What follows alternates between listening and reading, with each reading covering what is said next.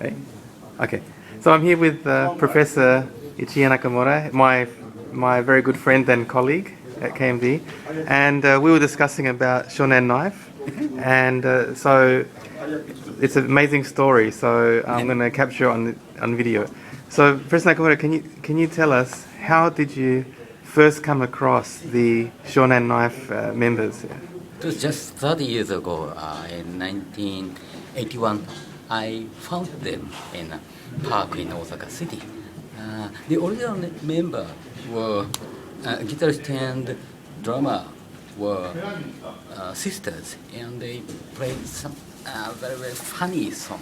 Then I recommended them to create a group, band, and then they invited one of their friends as a bassist, and it started.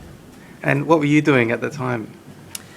I hid it from Shonan Knife because Shonan Knife was a girls' band, but I composed songs, wrote lyrics, and when they recorded records, I played guitar, bass, and so on. Oh wow! And you were a student at Kyoto University, Yes. is that right? What were you Right. studying then in Kyoto University? Myself? Yeah.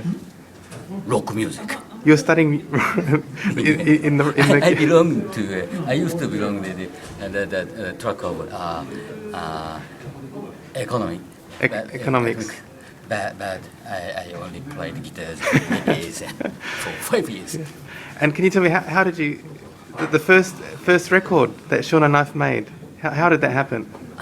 Yes. One of the owner of record shops in Kyoto City came to the live house, and he saw Shonen Knife and fell in love, and he produced small record. The first print was 2,000 copies. Wow. And Very underground. Very underground, indie. And then can you tell the story about how suddenly they became famous around the world? How did that happen? Yeah, it's amazing. Well, after playing five years with them, I gave up music and I joined the government as a policy maker. But I think 5 years later, in 1990, they suddenly became famous in the United States and in UK, not in Japan. How did that happen? I don't know, but some of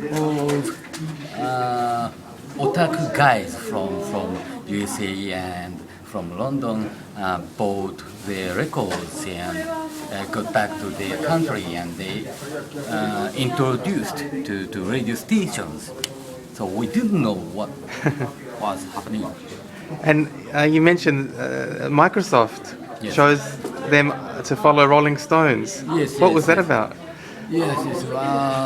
One day, while I was working in the government, one of the members of Shonan Knife called me that they would be adopted as the successor of Rolling Stones for Microsoft TVCM. Wow, that's amazing. I didn't know what happened. That's fantastic.